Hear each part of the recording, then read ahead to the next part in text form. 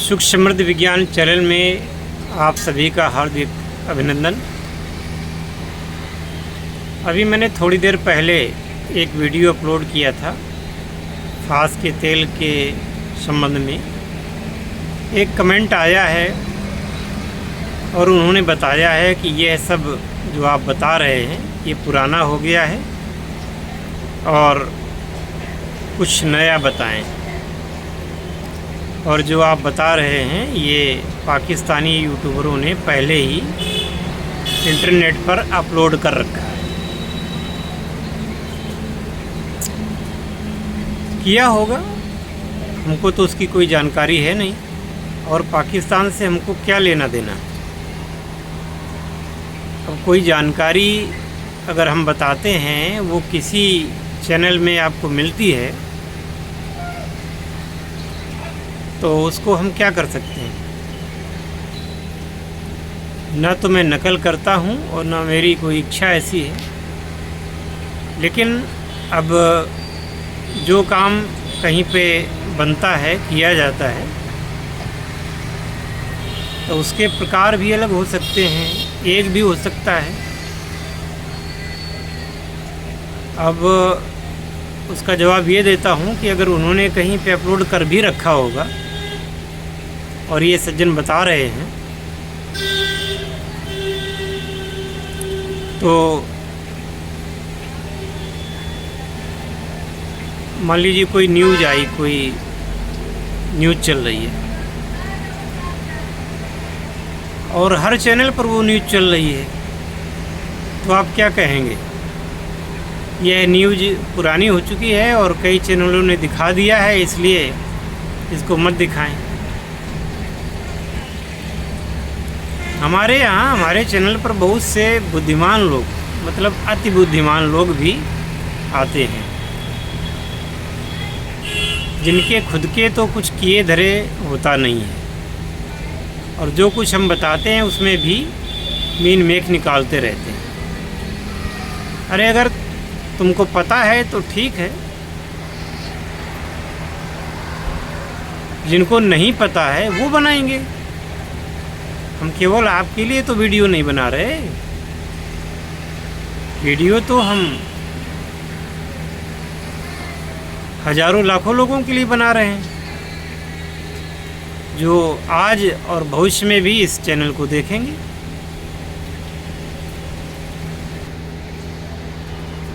चलो कोई बात नहीं। अब एक औषधि जो कि बहुत ही महत्वपूर्ण है और इस औषधि को आप बना करके काम में ला सकते हैं और यह औषधि रोगों में तो काम करेगी ही, लेकिन यह है आप प्रयोग कर सकते हैं कीमिया के अंदर भी। और मैं बताता चलूं कि यह औषधि गौमूत्र है। तो गौमूत्र का अर्क कैसे तैयार करें। अर्क नहीं, चूर्ण।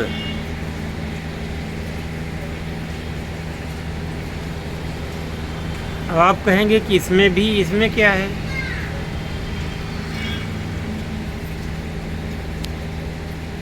तो जानकारी नहीं होती उनको बताया जाता है, जिनको जानकारी है वो सोनाम धन्य लोग कम से कम चुप रहें।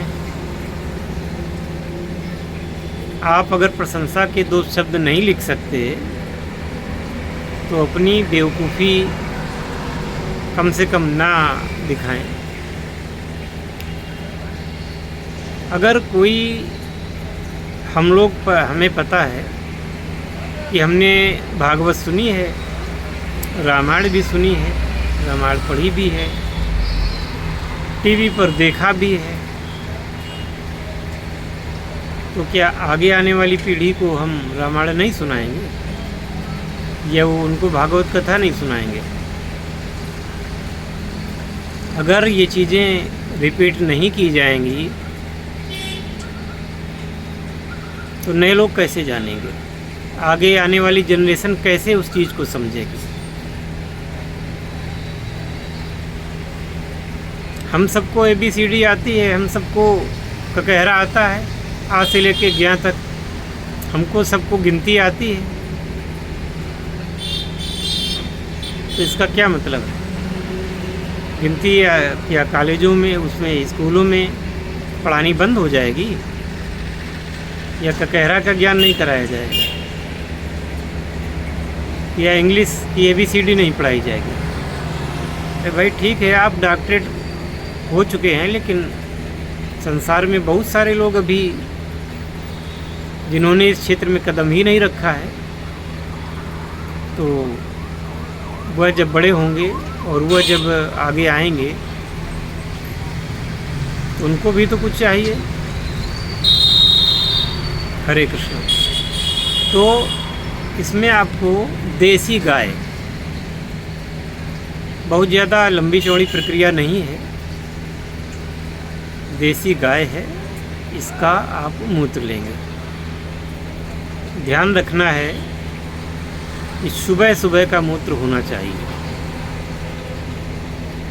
और उसमें भी जब गाय पेशाब करे तो बीच का मूत्र आपको लेना है, आगे का मूत्र जो पहले निकले उसको नहीं, बीच में जो निकले उसको लेना है। और जब मूत्र त्याग करने को बंद करे उसके पहले ही आप उसका मूत्र लेना बंद कर दें, यानी आगे का और पीछे का पेशाब आपको नहीं लेना है। और यहाँ पर तुम्हारी साइंस की टेक्नोलॉजी फेल होती है, जो आज की केमिस्ट्री है और आज का जो ज्ञान है वो सब फेल हो जाता है। ये पौराणिक मान्यताएं हैं, और पौराणिक मान्यता वो अपने हिसाब से चलती है और सच भी सिद्ध होती है, बशर्ते आप उसको विधिवत करें। जब ये साइंस नाम की चीज़ नहीं थी, इसको आए हुए ही कितने दिन, तब भी हमारे वैज्ञानिक यानी कि जो साधु संत और ऋषि मुनि थे वैदिक काल में, वो सब ऐसी ऐसी चीज़ों को बता गए हैं जो कि आज भी कारगर हैं और कभी भी ये फेल नहीं होंगी। तो जिन लोगों को असाध्य बीमारियां हैं वह लोग इसका सेवन करेंगे, चाहे वो जो भी बीमारी हो। असाध्य बीमारियां जिनका कोई इलाज नहीं है, और आपको गौमूत्र पीने में शर्म लगती है, उसकी गंध से आप विचलित हो जाते हैं, तो आप इस गौवर्ग को बना सकते हैं। बस आप साफ शुद्ध भी कर लें और उसमें गौमूत्र डालें, या ताम चीनी का बर्तन, ताम चीनी का बर्तन जो इनामेल बाउल होता है ना, बड़ा सा ले लें। होता तो लोहे का है पर उसमें टफलिंग होती है चीनी मिट्टी की, और इसको भी मैं दिखा ही देता हूँ, पास में रखा है, मैं दिखा देता हूँ। इसको तो आप जानते ही होंगे, इनामेल बाउल है, हालांकि अभी साफ सुथरा नहीं है, कुछ गंदा है, तो ये आपने देखा होगा। तो ये बीकर टूटने का डर रहता है, इसलिए आप इस इनामेल बाउल का प्रयोग करें। ये 300-400 रुपये का मिल जाता है मार्केट में। इसको निहारे वाला बर्तन भी लोग कहते हैं, और जहाँ पर ये सराफा बाज़ार होती है वहाँ पर ये निहारे वाले बर्तन के नाम से आपको प्राप्त हो जाएगा। या फिर आप इंडिया मार्ट पर सर्च करें, बहुत सारे लोग आपसे संपर्क करेंगे और वहाँ से आप मंगवा सकते हैं। तो ये बाउल लें तो थोड़ा बड़ा लें, 2-3 किलो वाला, तो उसमें कम से कम 1.5 लीटर पानी वो गौमूत्र डालें। और ध्यान रहे कि गौमूत्र सिर्फ और सिर्फ देसी गाय का ही होना चाहिए, और कोई गाय इसमें नहीं चलेगी। देसी नस्लें हैं उनका गौमूत्र लें और इसको आप आग पर चढ़ा दें। मंदाग्नि पर पकावें, तेज़ आंच नहीं करनी। यह खौलने नहीं पाए, धीरे धीरे ये उड़ता रहे। इतनी आंच रखना, इससे ज़्यादा नहीं रखनी, क्योंकि बहुत ज़्यादा तेज़ आंच करोगे तो इसके जो प्राकृतिक गुण हैं गर्म करने पर तो वैसे भी कुछ कम हो जाएंगे, लेकिन अगर आप खौलाएंगे तो ठीक नहीं रहेगा। तो धीरे धीरे आपको इसको, टाइम लगे तो लगने दो, गैस आपकी ज़्यादा खर्च हो रही होने दो, इसको बनाएं। और ये बनाया अलीगढ़ की एक कंपनी है आयुर्वेदिक, वो बनाती है।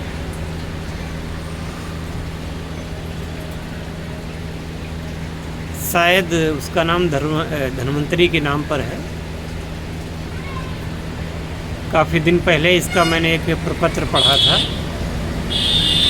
ये विजयगढ़ अलीगढ़ में इसकी फर्म है आयुर्वेदिक दवाइयों की, और वहाँ से भी मंगा सकते हैं, लेकिन अगर घर में बनाएंगे उसकी बात कुछ और हो। धीरे धीरे इसको सुखाते जाएं और नया गौमूत्र उसमें डालते जाएं।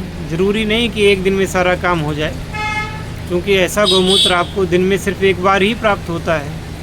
तो जहाँ या तो गौशाला से लें या तो वहाँ तमाम गायों का गौमूत्र मिल जाएगा। अकेले अगर एक दो गाय है तो फिर आपको टाइम लगेगा। तो क्रमशः जब ये गाढ़ा होने लगे तो इसमें आप ऊपर से और भी डालते जाएं। अंत में आपके मतलब भर का जब ये तैयार हो जाए तो आपको पूरा सुखा देना है। ये कुछ गाढ़ा होगा, लेकिन आपको पूरा धीरे से सुखा देना है। और बाद में इसको पीस करके इसका चूर्ण बना लेना है। अलग अलग कंपनियां इसको अलग अलग नामों से बनाती हैं और बेचती हैं। आपको घर में ये बना करके करना है। अब इसकी मात्रा आपको आधे ग्राम से 1 ग्राम ही लेनी है। अच्छा रहे कि आप आधे ग्राम से ज़्यादा न लें, और शुद्ध जल से लेना है। इसके साथ और कोई चीज़ नहीं लेनी है आपको। इस अर्क को दूध के साथ भी नहीं लेना है, पानी से ही लेना है।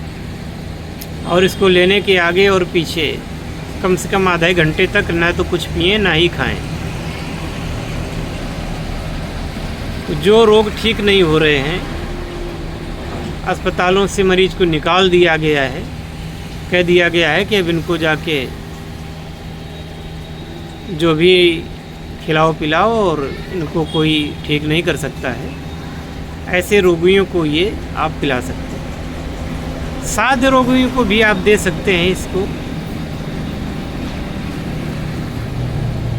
और तमाम टीका टिप्पणी करने से अच्छा है कि उसको प्रयोग करके देखें। फ़ायदा करे तो ठीक है, वरना आपका कौन सा इसमें ज़्यादा खर्च हो गया है। बात यह है कि अगर विश्वास के साथ कोई औषधि ली जाती है तो वो लाभ करती है। मंत्रों में, गुरु में, देवता में, औषधियों में जो व्यक्ति जितना विश्वास करता है उतना ही उसको लाभ प्राप्त होता है। ऑप्टिमिस्ट बन के रहना है, यानी आशावादी बन करके रहना है, और आशा के साथ, पूर्ण विश्वास के साथ आपको इसका सेवन करना है। अब आपको बता दें कि इसके गौमूत्र के अंदर, देसी गाय के गौमूत्र के अंदर सोने की मात्रा पाई जाती है। बहुत ही न्यून अवस्था में होती है, लेकिन आपके लिए पर्याप्त होती है। तो जो लोग स्वर्ण भस्म का प्रयोग नहीं कर सकते गरीबी के कारण, वह इस गौमूत्र के चूर्ण का प्रयोग कर सकते हैं। और जो लोग कीमिया में इसका प्रयोग करना चाहते हैं, तो आप समझ सकते हैं कि इस चूर्ण को यदि आप पारे के साथ में मिश्रित करेंगे, इसका प्रयोग करेंगे, तो कुछ न कुछ मात्रा में वो पारा इससे स्वर्ण खींच ही लेगा।